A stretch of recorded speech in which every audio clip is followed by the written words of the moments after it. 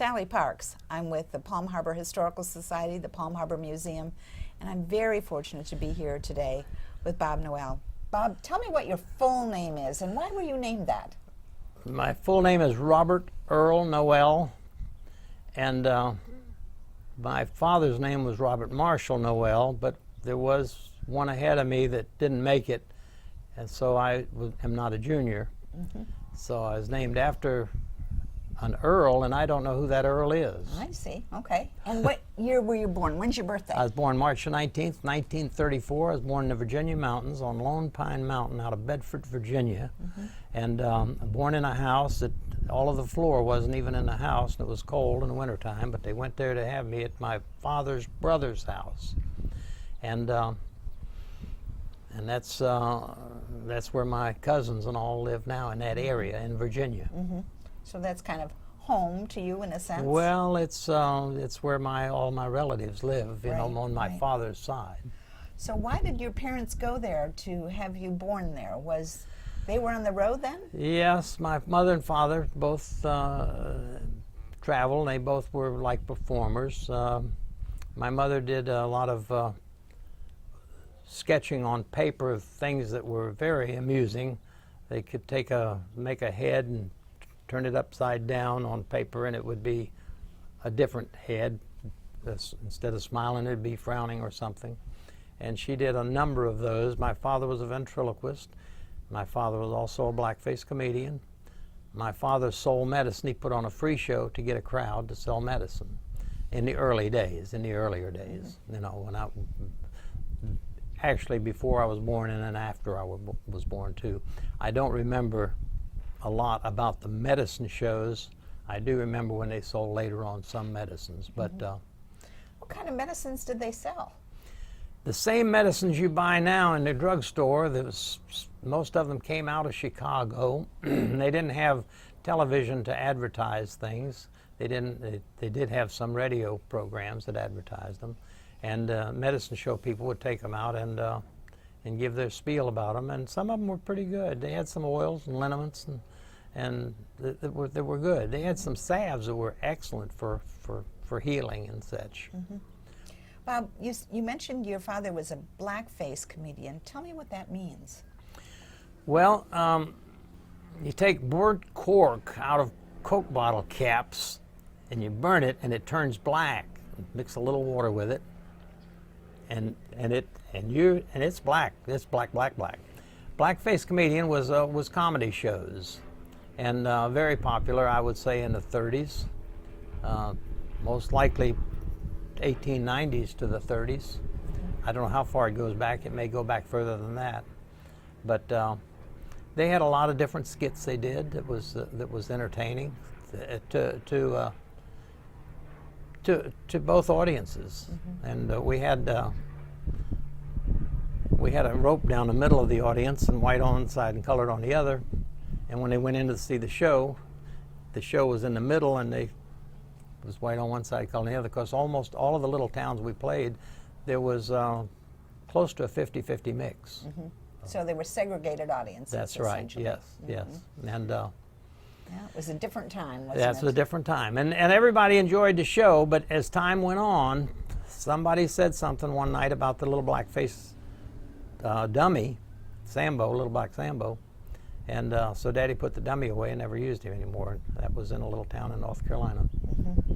So. Do you remember your grandparents?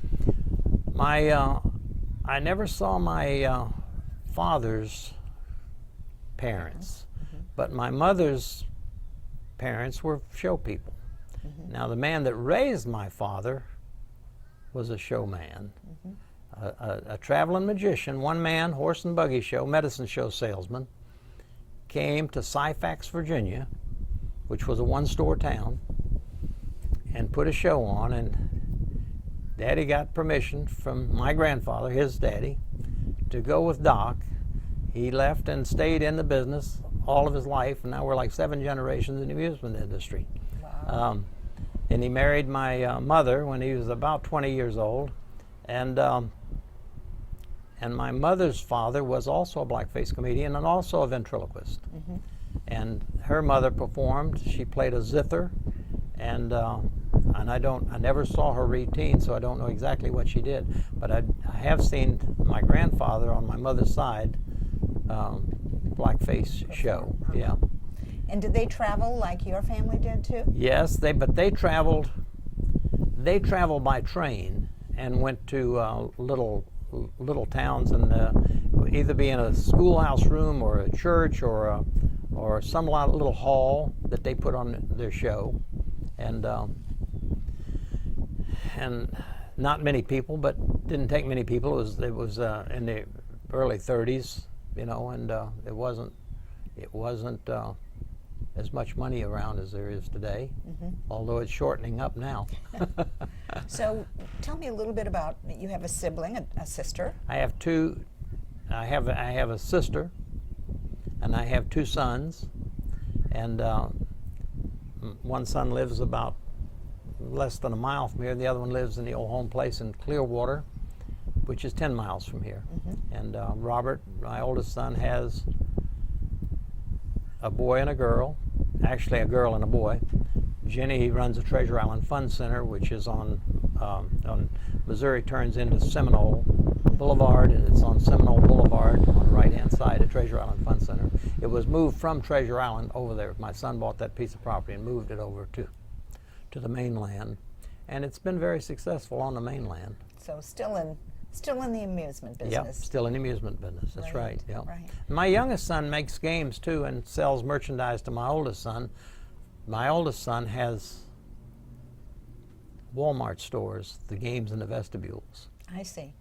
So like the claw games and Right. things like that. Yep. Yes.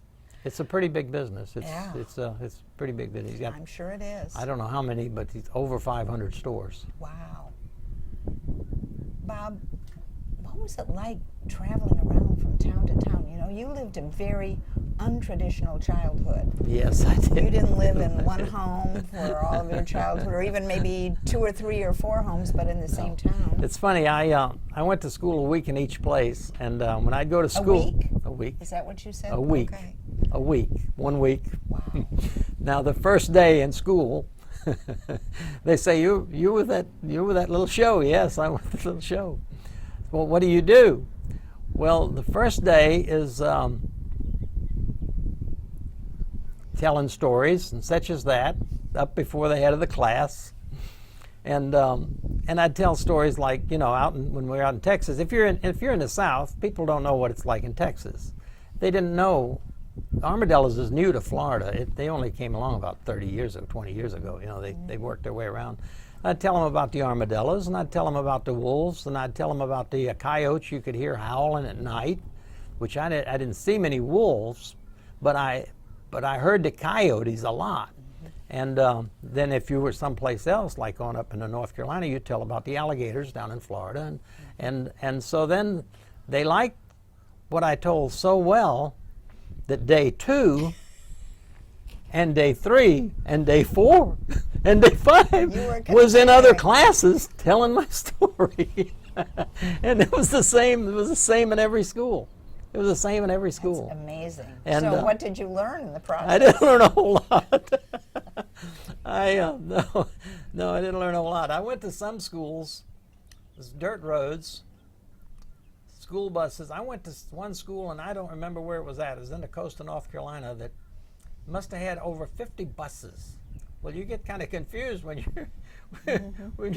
when you don't know. You know, Brand you new come kid, out, you got to sure. get one of those buses going to where you want to go. You know, but actually, I went to that same school 3 different weeks from different directions because they had tentacles going out with them school buses all around it. And as we showed little towns around, went back to the same Here school. you were at the same school. Yeah. And I was riding in a school bus one day. There were little buses, they weren't too big. And it had seats on the sides, but it had a row of boards down the center that you sit on. And I was sitting on the front of the board. And some of the school bus drivers was young, and they were, the kids would say, do a wheelie or something, you know, or like spin around in the dirt in the middle of the crossroad, you know, but this one driver was running along and hit a thing that must have fell off of a log truck, and it had a limb on it, and when he run over it, the board came through the boards right between my legs and came up about that far. And I'm glad I wasn't sitting a little closer to the front, you know. I was sitting on the end of the board. It came right up through the floorboard. Oh, my gosh. And You were I remember one fortunate. time we was following another school bus, and the roads were real close to the front steps on houses. They built the houses, or they built the road, right against the front of the house. And there's always chickens around them houses. And I saw the chicken run, and I saw one get run over by the back wheels, squished that chicken. That's a memorable moment, you know. And of course, they didn't mean to run over the chickens, but the chicken was under the wheels of the bus right in front of me, under the school bus. I had a lot of experiences on them school buses. It was pretty. I come in Virginia one time. We was on a mountain road, and the bus slid in the curve, and it's a long ways down over there, and he had to back up a little bit to get the front wheel from slipping over the mountain, you know, on the icy road, a sleet road. But that was up in Bedford County, Virginia, where I was born at.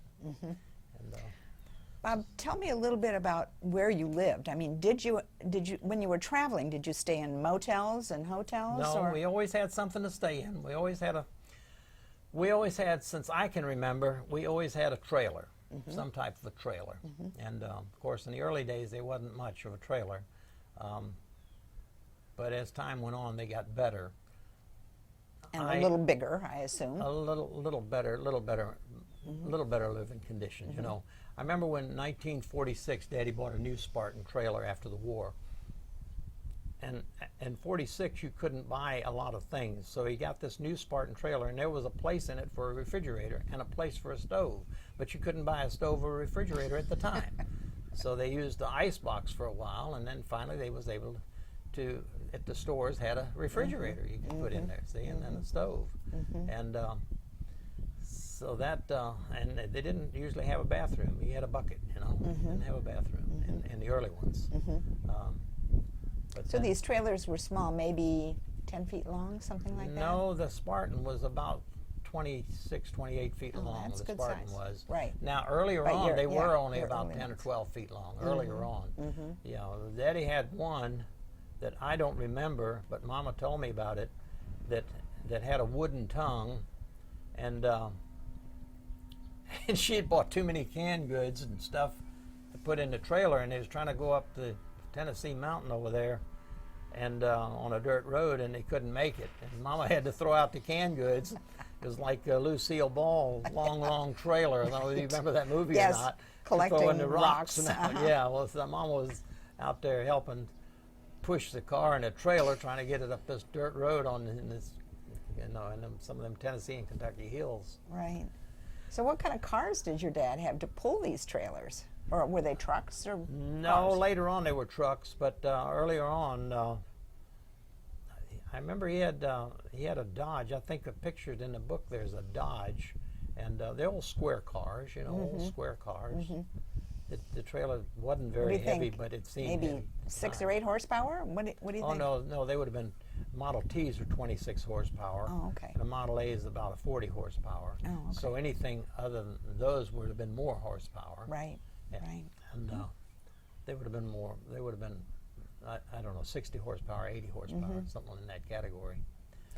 When you think of your childhood, what just jumps out at you? What just you can't forget?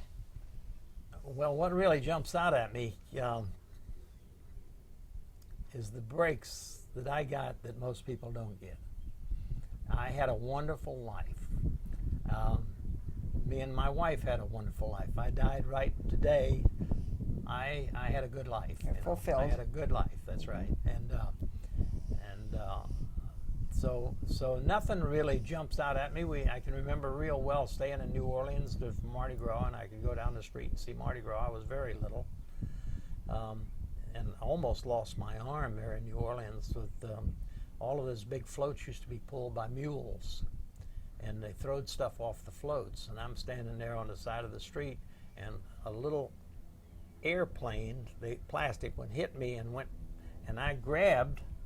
But I was right in front of an iron wheel that was that big around, and I got my arm out just before that wheel, and a policeman happened to be standing there and looked, and he almost had a heart attack.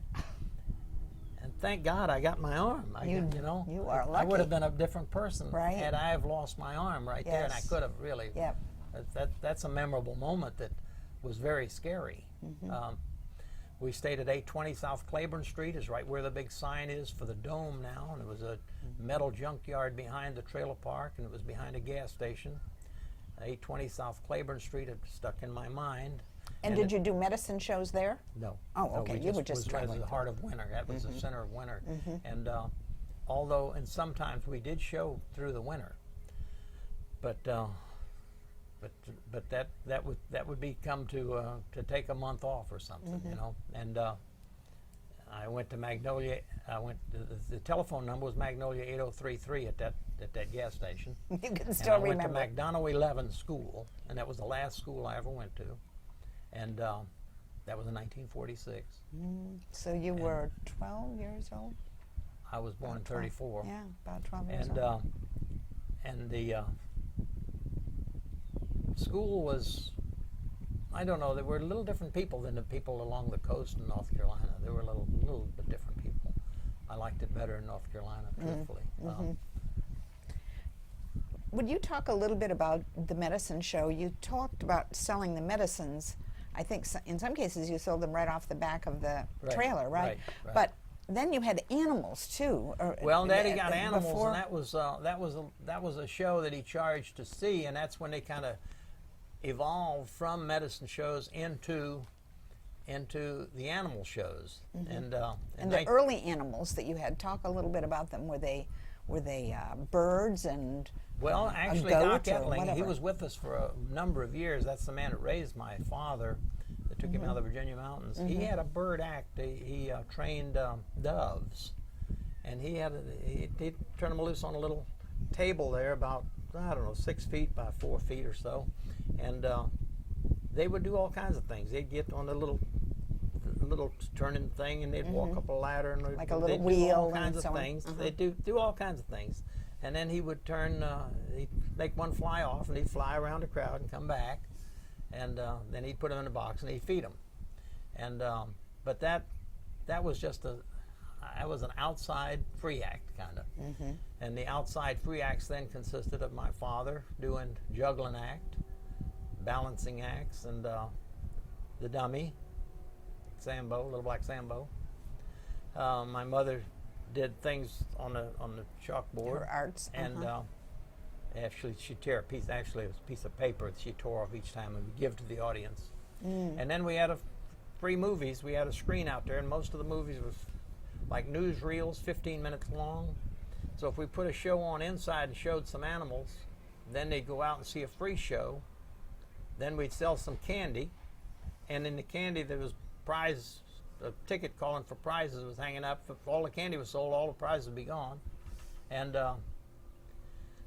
then they'd have another show, and then when he got the chimp, the way the wrestling and boxing started, when he got the chimp, he was showing Snooky, and Snooky would get to where he didn't want to go in that little box in the corner of the truck over there, so he could show another animal. So somebody in the audience said, "Hey, you want me to help you put that monkey in that box?" Daddy said, "Yeah, if you think you can put him in there, yeah, yeah, it'll be all right." So the guy comes in, and it becomes a wrestling match. He's trying to get this monkey in this box, you know. Actually, it's a chimpanzee. I shouldn't call them monkeys.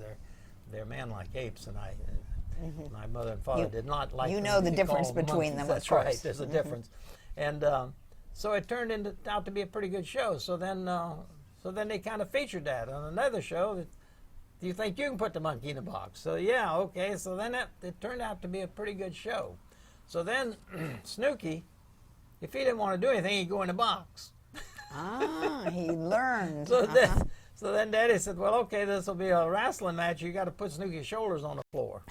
Well, Snooky didn't want nobody putting his shoulders on the floor. So this went on for months and months, and finally Snooky got big enough, he started nipping fingers. So Daddy had to devise a muzzle for him. So then if he didn't really want to do anything, he'd roll over on his back. He finally learned out, hey, they're trying to make me do this. Here, I'll do that. Then he lays on his back, you know. Put his shoulders on the floor without a fight. So then they said, well, you got to sit on Snooky's chest. You got to pin him and sit on his chest. Well, you ain't gonna sit on his chest. He got them 2 back feet. That's good. It's just like that, you know. Right. There ain't no way you're gonna. Spring you ain't no way action. you ain't gonna get him to lay on the floor and sit on him. You ain't gonna do that. So that lasted a long, long time, and the animal learned every trick in the trade and enjoyed it. It was really something. They play rough. They climb up a tree and fall out of a tree from 20 feet up, and do it again and again. It's amazing. Snooky was kind of your buddy, wasn't he? Snooky was, yeah. Yeah. Tell me about that great story that your mother writes about when your dad purchased Snooky, because he had his eye on him, didn't he? We was in New Orleans, and actually we wasn't in New Orleans. We was on a levee outside of New Orleans under the Huey P. Long Bridge, and we wintered on the levee out there. And you needed a new car. Your mother thought that you needed a car. well, they had. car. I remember the car they had. I don't remember exactly $300 that they had set aside to Yeah. put toward that new car. Well, anyway, I didn't remember that. I didn't remember that exact part. But we went to town, and this show in a storefront had a chimpanzee, little chimpanzee. Snooky was about that big when they got him. Sit about that high when they got him. He got to be, of course, a lot bigger later. And I remember when Daddy and Bob Russell and me in the back seat, 2-door car, went and got Snooky. And Snooky was in the back seat, he was in the front seat, he was in the back seat, he was in the front seat, he was in the back seat, he was in the front seat. And Daddy brought him home. And me and Snooky got along real well because we were both about the same age, you know. And Daddy then would tie Snooky on a long cow chain because there was nobody around on the levee out there except some people cutting willows and making chairs and things like that. They twist them around and nail them together, wire them together or something. Anyway, they made chairs, made furniture, outside furniture out of them. And Snooky was tied over the levee on the river side to a willow tree, and Daddy was going to town. Daddy and Mama was going to town. They said, "Don't go over the levee. Don't go over there." Well, I did go over there, and when I went over the top of the levee, It was very steep, of course. The levee's made kind of funny. It's made on one side. It comes over, and then there's a flat spot, and that's where we park, and then it goes down. And I went over there, and Snooky's tied down there halfway down, and I fool around, and I get close to the water, and I slide down in the water, holding on to the edge of the bank. And Snooky was tied with the cow chain, and Snooky saw that I was in a little distress, so he's got the cow chain to hold on to, so he comes down and he gives me his foot, and I grab his foot, and Snooky pulled me up a little bit of the bank there to get me out of that mud, you know. And I remember it real well, but I didn't tell anybody because I wasn't supposed to be over there, so I didn't tell anybody for like maybe 10 years. I don't know, long time. It sounds like Snooky might have saved your life. Well, it could be, yeah. If I was, I don't know what would have happened. I really don't know what would have happened. It didn't last long. I mean, I went over there and slipped, and Snooky saved me. Yep, that's right. And any other remembrances of Snooky or any of the other animals when you were a kid? Lots of memories of Snooky. Lots of memories of Snooky. Daddy had a truck that he drove a little Crosley up into. He'd take the end of the cage off and put the animals in smaller cages and pulled a little Crosley up because they didn't have the driver. Mom and Daddy both drove. I wasn't old enough. So the little Crosley was a convertible. So Snooky went everywhere with Daddy and Mama. And in a cage? No. Oh, sitting No. in the No. in the car, Usually in the had vehicle. a leash, you know, usually. Collar and leash. And he wore clothes. And he's in the Crosley, and he starts, oh God, got to get the pot. He had a little pot, see? Well, he had to go. So they got the car stopped, they got his pants down, they put him on the pot, and he'd been outside playing in the pebbles, and he swallowed a little pebble. one little pebble came out, bing.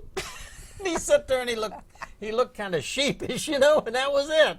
All of the carrying on that we done to take care of this little pebble, you know. Oh my! That was amazing. That he was housebroken, basically, when you got him. Yeah. He could take off his own trousers. Snooky was very good.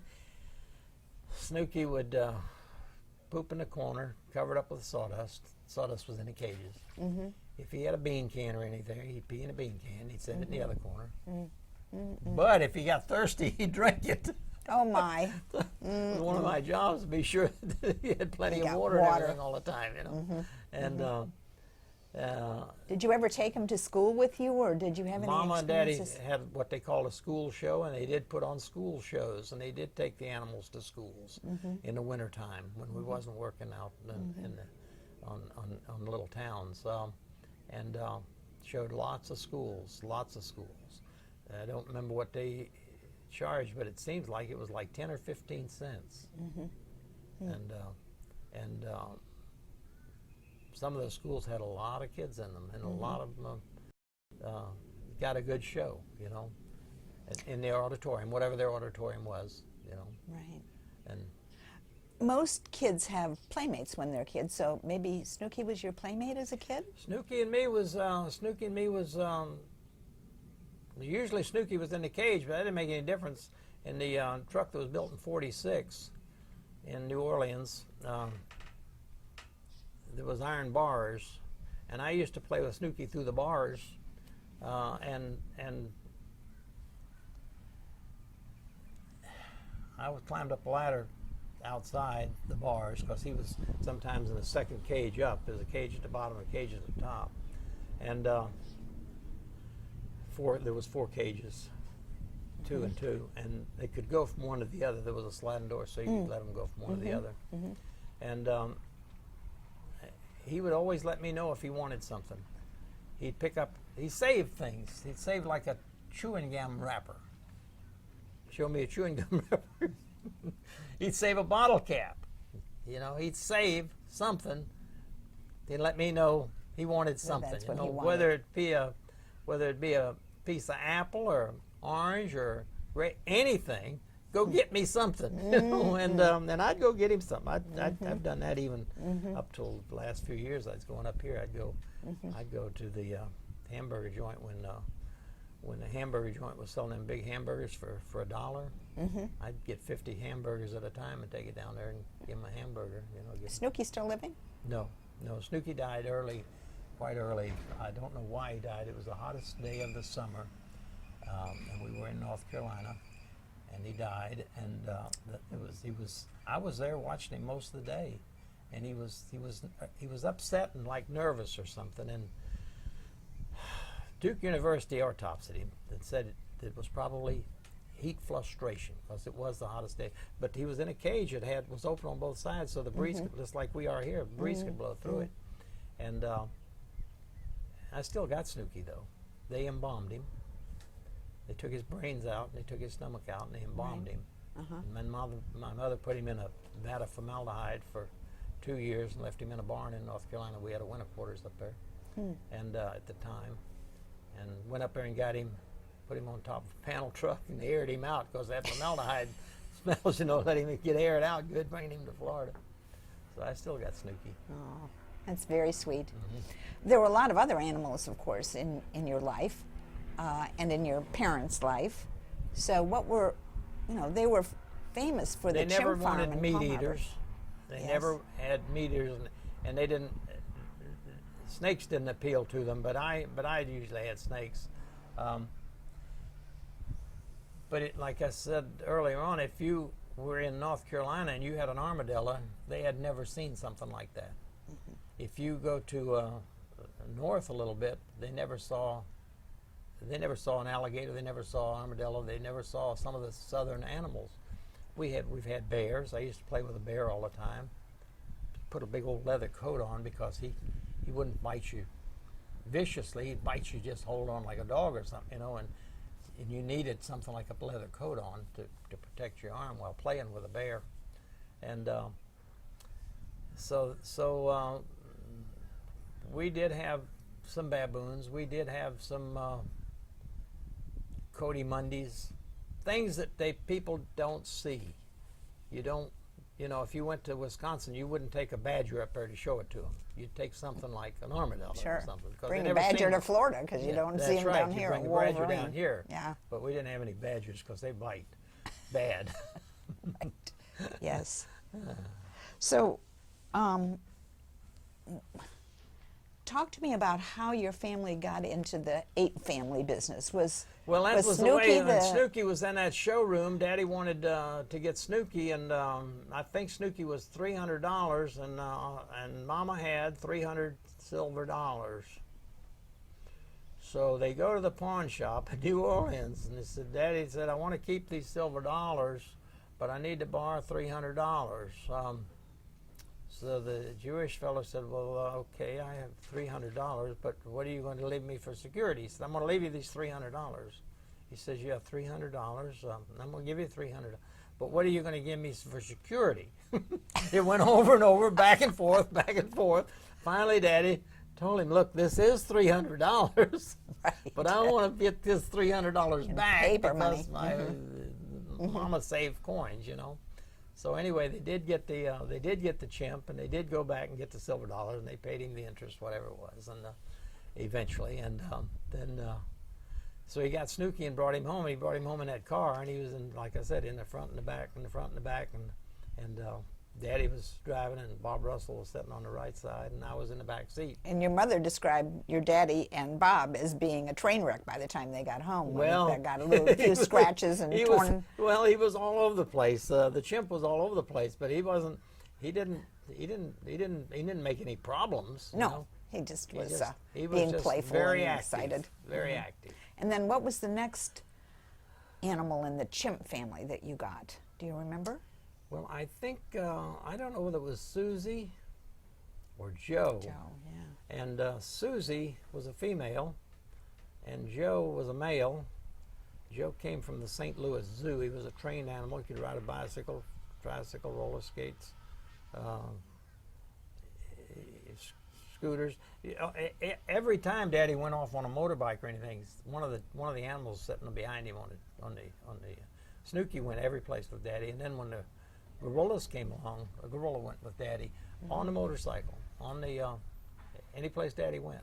So they just sat behind him and had their arms around him? Yeah. I suppose they didn't wear helmets. No, they didn't wear one either. But there wasn't, we wasn't in the metropolitan areas. We was in the rural areas, rural areas. We went to places and showed places that didn't have electricity, a lot of them. Daddy had his own electricity.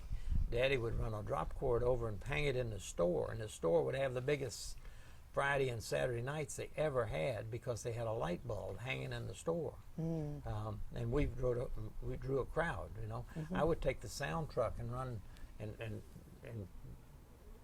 try to figure out some type of route to go around and go through the fields where they was working in the fields and all, and sit with a sound truck and tell them there's going to be a free show tonight at Fox's Corner, 7 o'clock tonight, Fox's Corner. Well, they all knew what Fox's Corner was, or whatever the place was, and then I'd also put up posters and make a circle and come back, and make another circle and come back, and we'd have a crowd that night. Maybe 30, 40, maybe 150, but we'd have a crowd, and so then they would put on a free show, and then they do something on the stage, Daddy like a juggling act or a magic act, charge to go in and see the animals, come back out to see a free show, sell some candy on the stage with prizes, back in to see somebody go in the cage and play with one of the chimps. Wrestle one of the chimps, one of the chimps. And then maybe sell some medicine too? Each show was about 25 cents, and the candy would be 15 too for a quarter or something like that. And so if there was 100 people out there, Daddy would probably wind up getting $100, $150. Most likely. I really don't know. I wasn't. That's a long time ago. Did you perform in any of these shows, or was that later in life that you performed? Well, I never performed in the shows. Okay. well, not even later. I do things. I put on shows, but I never charge for anything that I do. And but everything they did was free too, you know. So in a way, but no, I made my money 25 cents at a time, shooting a stream of water. I made the water games popular. Oh. A long time ago. And you've been to a carnival, fair, amusement park where they shoot a stream of water at something, clown's mouth or something. And something either blows up a balloon or something goes up the pole. Well, I made the one that goes up the pole. I made those popular. So I made a lot of them. I sent them out on all the different fairs. I had 11 of them on one show myself. I had 11 32-foot trailers on the Royal American Show. And I didn't always get 11 of them up. Actually, I took 12 out one year. I had 6 or 8 locations that were good. I'd take 3 or 4 locations that were not so good, and I'd take any location that was left over that they wanted to fill. And when I came in with the trucks at the end of the night to load up the games of the merchandise for the next day, 8 out of 10 prizes leaving the lot was mine, and I didn't have 10% of the games. I had maybe 5% of the games, but 10%. There'd be one big prize, and then there'd be all these little prizes won at my place. So you gave out a lot of prizes than just the A lot volume of stuff. A lot of merchandise, yeah, I did. I took semi-loads of merchandise. And it took a long time to fill them up each night, you know. I'll bet it did. I know what stocking Walmart feels like. Right. Getting back to the days when you were still with your parents, still a teenager, a child, tell me a little bit about your memories of some, especially those that were in the kind of gorilla, ape category. Well, and how did your parents then finally end up in Palm Harbor, up on alternate 19? Well, the way they wound up in Palm Harbor is 1947. We wintered at the Tropical Bird Monkey Farm. One of the circuses that we were around a little bit said there's a zoo down there that show people are welcome with animals, because they have a lot of tourists, and if they've got some elephants, they put an elephant out in front of the place, and this, that, and the other, and it's a help for them. So the Tropical Bird Monkey Farm on 79th Street, near the Red Barn nightclub. Here in Pinellas County? Miami. Oh, in Miami, okay. 79th Street in Miami. Right, okay. Northwest. And they went there to winter, and it worked out. It's perfect, you know, it was perfect. The zoo was there. They knew where to get the food and this, that, and the other, and the animals were welcome, and it was a good place to spend the winter, you know, for 2 or 3 or 4 months or whatever it might be. And so we wintered there, and we wintered half of 1948 there, and we were playing a little spot. You could go out and play a spot too, you know. If you could come back and you had a place, you had a home base there. If you go out and play a spot, play a little, like if a little carnival's going to set up over there, and in a neighborhood or little something, show or something with it, then my parents would take the show and go play the spot. And there was we met a man from Connecticut that in the Model A truck, little truck, and he said there's a place in Clearwater, the friend of his is building a trailer park, and you're welcome there. Well, he talked Daddy into coming to the trailer park, which was near the kapok tree. When you go off on Highway 60, where it's on the top of the hill, you go to the left on that little road, and back in there there's a trailer park built by a man from Michigan. Their name was Sugars. They had a daughter named Betty Sugars, and so that brought us to Clearwater. Bringing us to Clearwater, I was getting the age where the girls were getting to look good. So I met Jean one year, and the next year went pretty steady with Jean, and wound up that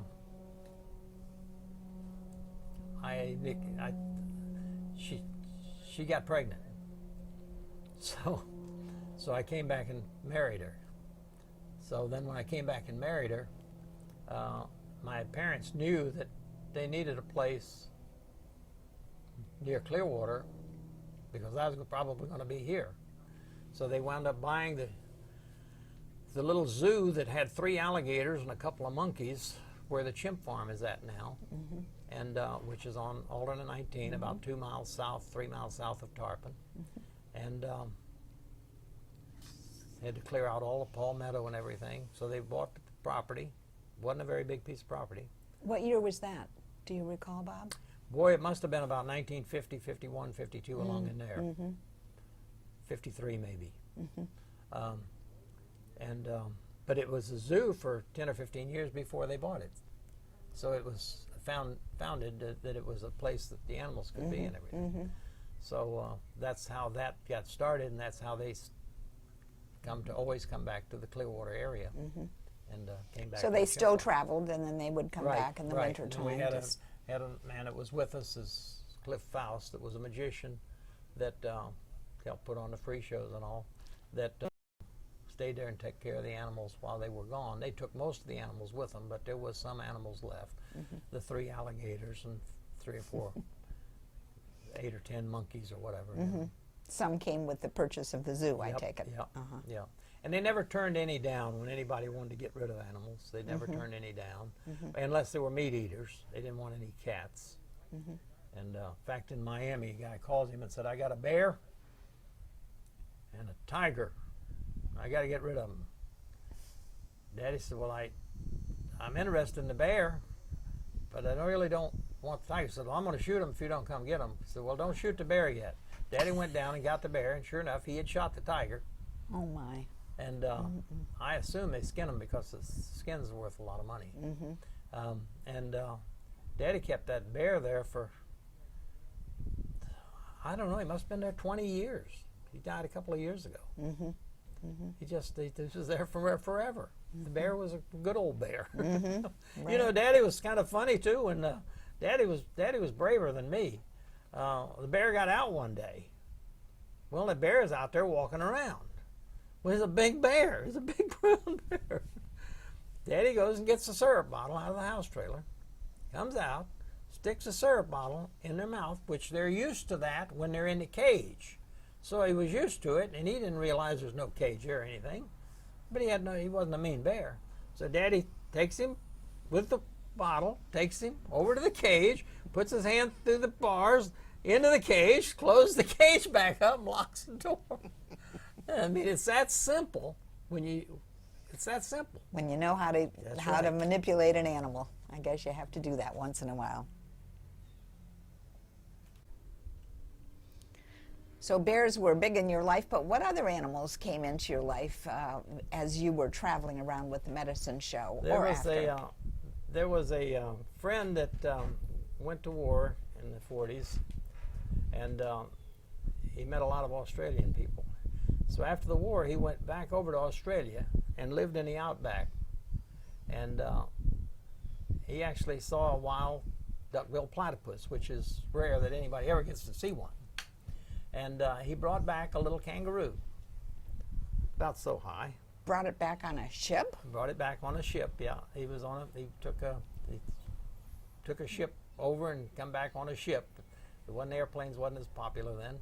And so he was going to have a boxing kangaroo show. Of course, a kangaroo can only be the owner and the kangaroo boxing, because you couldn't box a kangaroo. They mainly come up with their hind legs and kick.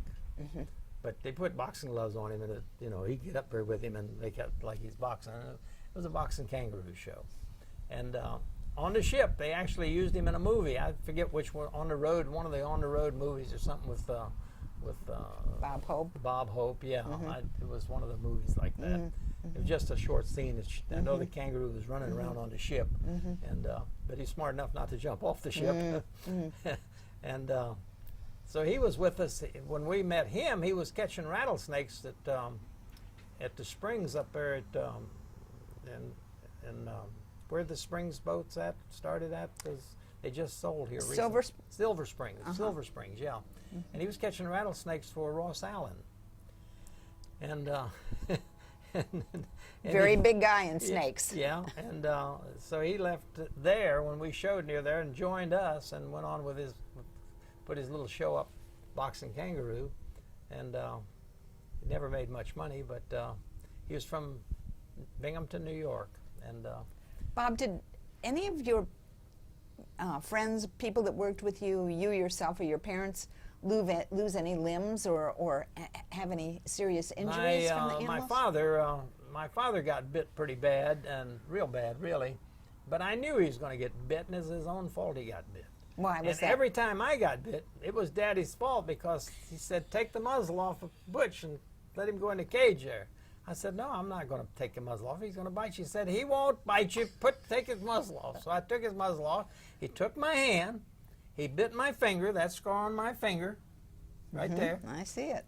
Handed me my hand back, went in the cage. And I locked the door, and I said, I knew I was going to get bit. I mean, Tell me they about got your one daddy's boss. injuries, though. They were pretty serious, weren't they? Yeah, they have one boss, you know, and I wasn't the boss. And and Suzy done the same thing. He told me to open the door and let Suzy out, and Suzy took my hand and bit me on my wrist, and I got a little scar here and here where Suzy bit me. No, it's here, I guess, here, where Suzy took my hand, bit me, and turned it loose and went out the cage, you know. Suzy could be turned loose. Most of them could be turned loose. But Suzy was a female. She wouldn't go anywhere. My father, we was in, I think, in Heidelberg, Mississippi, showing with a little carnival. And my father didn't have a lot of patience, and my mother wasn't back, and it was time to open the show. It was about 6:30 in the evening, and he had left Suzy and Joe, male and female, in a big cage where they'd done the performance at, and he went in to put them into little cages, and Joe didn't go in the cage. So what usually convinces them to do something is a blank gun. The blank gun doesn't do anything except make a loud noise, but it will burn you if it's real close. And he used the blank gun outside, and he didn't give him any time. And I said to myself, don't go in there now. And he went right in and opened the door. And because Joe was still, his hair was still standing up and everything, and you got to wait till they settle down. You got to wait till, talk to them, get everything okay. Okay, now we're all right, you know. And Daddy didn't have the patience. And so Daddy opened this one door, and then the other smaller door, which is this high. This is a 6-foot high door. This is a 3-foot door for him to come in and go in his cage. Well, he came over the cage. Daddy put his hand down. He bit those 2 fingers off. He put this hand down to get that hand out of his mouth, and he bit that hand in 2. And the 2 fingers was left laying there, and he leaned against the door to keep the animal in the big cage. Well, that makes a hazard for me because we got to move the show, you know. Saturday night, it's all over. So the helper outside, which did something that I wouldn't have done. He went in it's the safety door here to where my father was at, leaning against the door, and then locked that door to get my father out. Well, it's good he did. I went underneath the truck, and I had an iron bar where I cleaned the cages out. There's some bars across there when the cages went out into a garbage can underneath. And I went up through that and done like that between Joe and Daddy. And but it didn't mean anything. One of the fingers fell through that hole. One of them fell right there at the hole. Closed the door, took Daddy to the hospital. Now I got 2 chimps in a big cage with the runway and the other 4 cages here with the doors that they could have opened that had more chimps in it. They didn't. And this door is closed. He didn't close the door where the cage was at. He came back through the runway and closed the second door. There's 2 doors. And so then I had to open the show up that night, and I let people that paid to go in and see if the chimp had just bit my father's fingers off. I had my father's fingers there. and they take him to the hospital, and he had to have surgery that night, and they it was worked rough. on his hands. They worked. There's a long story in there, but I'll leave that out. Okay. And then he comes back. I get the show moved. I get him in the little cages and everything, and I get the show moved. And when Daddy comes back, then I don't know what it was. Maybe 5 days later, I don't know. The chimp and him made up. The chimp was making up, and so he goes in and handles the chimp again because he's settled down. Everything's all right now. See, it's amazing. They're very much like people. You know, when somebody gets mad, you gotta back off a little bit. Yeah. You know, back off a little bit. And, How big was Joe? How old was he? Joe was probably a 100-pound chimp, and Joe had been with the St. Louis Zoo, and was one of the performers. Could ride a bicycle, tricycle, roller skates, stand on his front hands, walk around, and done many tricks like that, which was he was a smart chimp, but clever. but when a chimp gets in there like teenagers, they're not as predictable, you know. And as a child, what did you think you wanted to be when you grew up? Did you want to do what your mom and dad did? I didn't. No, I didn't want to do what they did. I knew I didn't want to do exactly what they did, but I didn't. I really can't put my finger on anything that I really wanted to do. They asked me a lot of times, you know, would you like to go to one of these schools that which one is it there that makes the soldiers and all? I didn't. Like West Point or something like that? You want to do something like that? No, that was not my cup of tea. My cup of tea was always tinkering and building something. And it wound up being the right move because I wound up making the water games, and I made a lot of them. And So you stayed in the amusement field, but it just was a Yeah. different fix on what your parents I had made done. some other games too. I've made a lot of other games that were successful for me. I made a lot of games that was not successful. I had shooting galleries, I had BB galleries, I had short range and long range, and I had a go-karts, a portable go-kart track, and I made a lot of things that wasn't successful. The first thing that I made was a thing that you hit and ring the bell. And I was in a little town in Pennsylvania, Coppell or New Galilee. No, that's where the Green Man was at.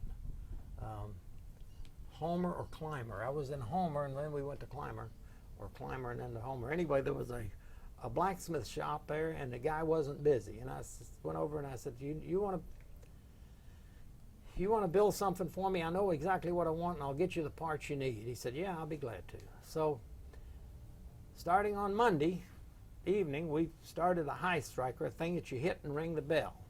Well, I went to Indiana, 20 miles or so up the road to Indiana, Pennsylvania, to Jimmy Stewart's Daddy's Hardware Store, the movie star, and biggest hardware store I ever saw in my life. And I bought a ladder that extended, and we took that ladder and we brought it together at the top, but fixed it so it could come apart so I could load it. I got the track there. I got some other parts there, Jimmy Stewart's Hardware Store. Brought it back to and showed him what I wanted to make for a thing where they hit and ring the bell. And we got a piece of wood, and when I went to the junkyard, coal mine junkyard, and got out one of the coal cars, I got a bell to put on top. And he made me a wooden hammer, and I had it up Saturday night. And the wife took in like $8. But I didn't have any paint on it, no signs, I had no prizes. I went to the drugstore and got some candy bars or something. And from that, we made more money than I had ever made in my life. So with that, I came in with I don't know, like $3,000 or $4,000 in my pocket, where I used to coming in with $300 or $400, $500 or so. And then the next year, I joined the straight shows. I went about 3 shows, and I wound up with the straight shows. And it's a railroad show. It's still in business today. The winter's over in Orlando, and it's the last railroad show on Carnival in the business. And I stayed with them for 9 years. And from that high strikers, I built other things in the wintertime and took them with the show and wound up doing very well. And then I changed shows. After being with them 9 years, I changed and went to the Royal American Shows, which was a bigger carnival and a better route. but bigger jumps, and it was also a railroad show. Bigger jumps, what does that mean? Well, I used to leave here with the Royal, and we had 4 1,000-mile jumps. And that's a lot to take 10, 12 trucks and have all the drivers and everything and make sure everything gets there on time. And I did it for over 20 years. Everything was there on time to get open with every spot. So tell me, like, where would those 4 places be? Where would those four places. four No, sites? there wasn't 4. It was, we'd leave here, we'd play the Tampa Fair. We'd leave the Tampa Fair, and we'd leave about May. We would go to Memphis Carnival, Cotton Carnival. We'd go to St. Louis to a sill spot in a bad area. We stayed there 2 weeks. Then we jumped from there to Davenport, to Winnipeg, Manitoba, to Calgary Stampede, big spot, Edmonton, Alberta, Regina, Saskatchewan, Milwaukee, St. Paul, Topeka, Hutchinson, Little Rock, Jackson, Shreveport, and get home at Halloween about this time of year. Wow. And in all that moves, there's four jumps. That's close to 1,000 miles. Well, from Calgary to Winnipeg to Calgary is almost 1,000. 400 miles up to Edmonton. From Regina to Milwaukee is almost 1,000. Coming home was 1,000 from Shreveport, close to 1,000. Right. And that was a good route, though. Good route. Good route. And once a person does that, it's in your blood. It's in your blood. Boy, I They say that. Yeah, oh man, I hated not to be able to go out the next season. But the show lost its route, and but one by one they lost all their good spots, and it was all over. And But it sounded like you had both a creative side and wanting to build things and bring forward new I still ideas do of that. things. I still build things. Do you? I still tinker around with things, a lot of things. In fact, when we get through talking, I'm going to go building a set of steps on the back of a camper I bought that didn't have the correct steps on it when it left the factory for old people to get in and out. You know, I mean, they're little steps that wide and 14 inches high and stuff Right. like that. You know. But what I was going to say, Bob, is that you were also clearly a businessman who knew how to, Well, the bring wife- this creative the wife- side all well. I got to the 3rd grade. The wife got to the 7th grade. So she could take care of the bookwork, kind of, you know. There was a lot of bookwork that had to be taken care of that you don't even realize. To get all them trucks through all them states legal is a pain. And it's way worse now than it was then. And she was able to do all that, and she was a very, very, very, very good wife. She was a good partner. She'd come out at 10, 11 o'clock at night and help me hold a piece up on the side of the trailer when I was putting the trailer together to put a game in, you know, and raised 2 kids and kept a good house, and then drove one of the trucks, pulled one of the trailers, and every time a kid got married, we had another driver. Oh, that's one way to look at it. That's right. Absolutely. Absolutely. Do you remember any sporting events that you particularly enjoy? Is there anything that you like as far as I sports like to go goes? scuba diving. Do you? I like to go. I've been up and down this coast. I went to the Australian Reef. I went to Cayman Islands. I like to go. I like to go scuba diving, but I haven't been in a number of years because they've been in my heart 14 times. Oh, really? Wow. Dr. Williamson, Morton Plant Hospital. So he's telling you take it easy? He done 13 up, I think, and then Yes. his last one's done by somebody else, but he was there. And I just don't get in the water like I used to. And too, my wife going into the Alzheimer's home changed a lot of, changed everything, really, changed everything. It's not the same as it used to be at all. Yeah, But I understand. How did you spend holidays? Were holidays times that you could take a vacation, like Christmas time or 4th of July, or was those working when times? when me and the wife got home at Halloween, about this time of year, we would take 2 or 3 weeks off. We'd go places. We get in the car and drive out to Yellowstone and drive up to whatever. We went down that. I've been on the West Coast Highway along the coast 3 or 4 times, all the way to the end of the Baja one time. Went down on a Mexican train ride, put the motorhome on a train, lived on a train in the motorhome for 7 or 8 days, putting you on a different siding each night as you got there.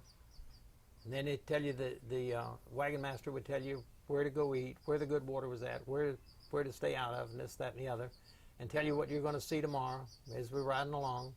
And you're all sitting in your motorhomes, and it's going like this, and the one in front of you is going like that, just like this, and just like that. Clickety-click, clickety-click, clickety-click.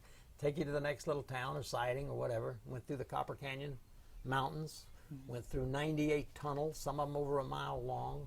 Not mountains that's like this, mountains that sheer up and down. At one place it stopped. I got out of the motorhome. I went around behind. I was pulling a Grand Cherokee. It was on the same flat car. Took up the whole flat car. Looked down in the river down there. The railroad ties are sticking out that much over nothing. The rock starts here, where the train is at. Nothing.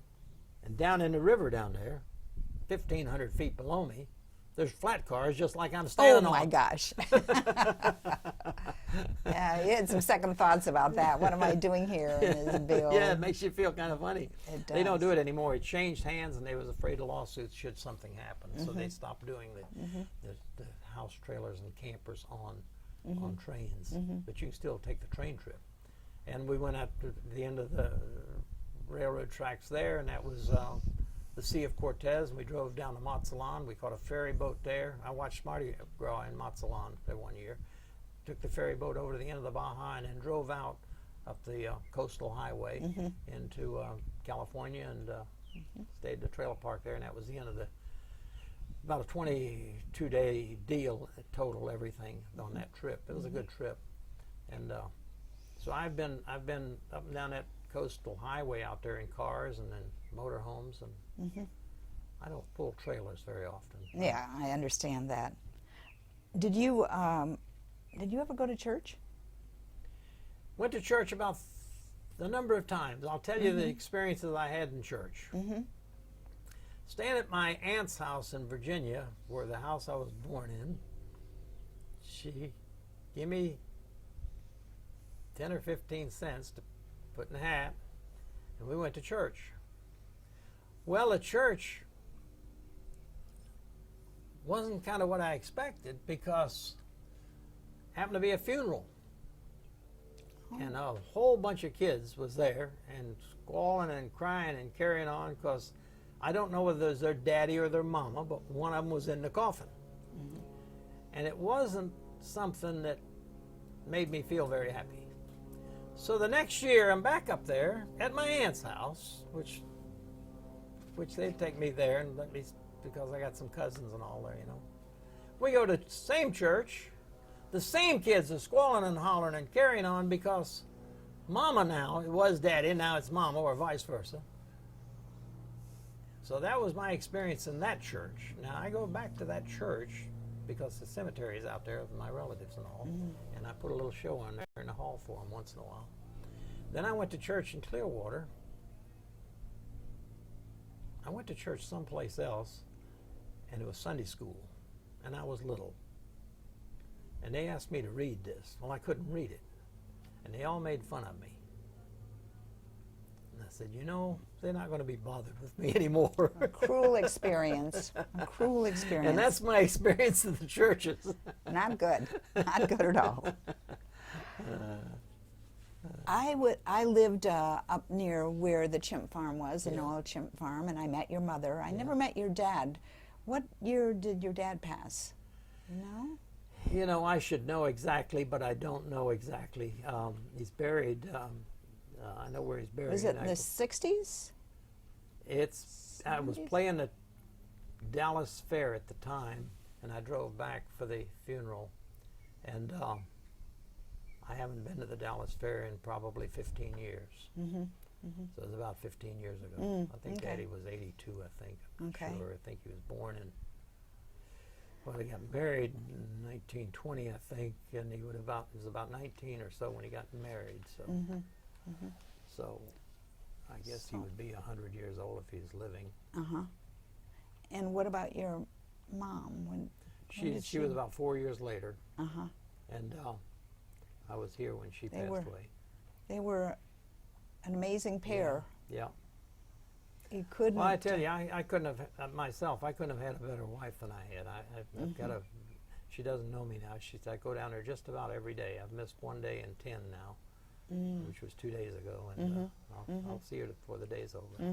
And so you had a good parents life, and a good good life, wife good and life, yeah, good wife. sons. I know that. Yep, Yeah. yep. Both of them still married to the same. One of them married now 45 years. We've been married 63 years, me and the wife. Wow. And So, what legacy do you think your family leaves in Pinellas County because of the?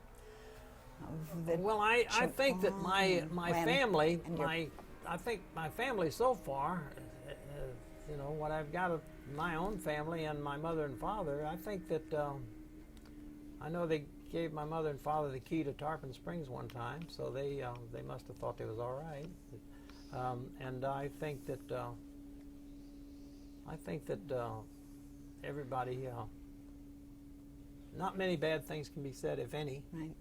About They were certainly good stewards of the animals. They loved the animals and took good care of them. They That's did for take sure. care of the animals well. They actually took care of the animals better than they took care of me and sister. Oh, is that right? Yeah, that's really. Yep, there's more pictures by far of the animals than there is of me and sister. You know, by Well, far. they got some nice ones of you, though. I like that too. You know, Albert Einstein said, "If we look deep into nature, then we will understand everything better." Yeah. You think that's true? Yeah, I do. I think that everything is related on Earth. I think everything, even the trees and people, are related. I really believe that. The trees, the pine trees, can set up a signal to the others when they get a bug, and the others then fight the bug off. That's been proven. There's things that's just beyond imagination that you can read about and Or see. certainly even explanation. You can't explain some things, they just are. I also believe in the Constitution of the United States too. I believe the Constitution should be adhered to. Yes. I'm very strong on that. Your parents wrote this wonderful, or your mother actually wrote this wonderful book. She started writing, I guess, at the St. Petersburg Junior College in Tarpon Springs. Got some help from one of the professors who encouraged her to write. Sure. But it's such a great book, The History of the Noells, Our Gorilla Show. Yep. And you should be very proud of that, because Mom did a great job of writing. It's a very charming book and tells lots of good stories, just like you do. The pictures on the back there, that's my father with Tommy the gorilla. That you'll probably never see something like that again, you know. And you used to be able to go into that zoo and Tommy would be tied out there, tied him around his wrist or something. You can't tie him, or can't put a collar on him because they'll slide it off their head. Right. Yeah, he was tied around his wrist. Sometime, did he have an ankle? Well, sometimes they put it around his ankle. I think so. Anyway, Bob, you have been a great storyteller. Thank you so much for being a part of this delightful show, because it means a lot to us to learn about your interesting life. Well, I didn't know whether you wanted anything else or not. Of course, there's I carry something in my pocket. Oh, well, let's see what you carry. Are you running out of time? No, I think we're good. Let's see what you got in your pocket. I bet you have some kind of magic thing, because my grandsons tell me about the magic you do. That's why they wanted to be here.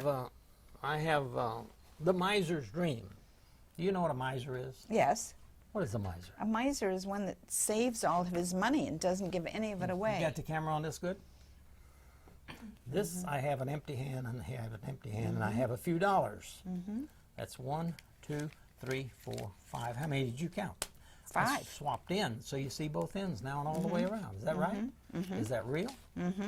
3, 4, and 1's 5. Is that right? Yes. If you're taking double your money, I'd like to double my money. Yeah. It does look like more when you double it. So I 5. double it over and over and over. See, when you double it over and over, it starts looking better and better. Oh, see, that's wow.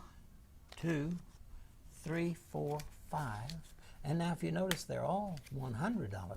Yes. And that's real and spendable.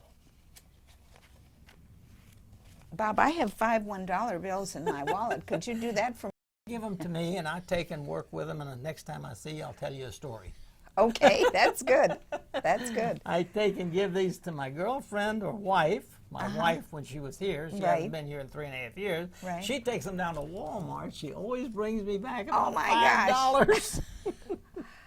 Oh, that's my grandsons who love your magic, and all the kids in the neighborhood do. You're a clever guy. Thanks a lot, Bob. Yep, I do that out there sometimes at I know, sunsets. I just know. for They the- tell me you know, about for it. The people. Indeed. If I know somebody's out there that wants to see it, I usually go out there. Thank Try you. to.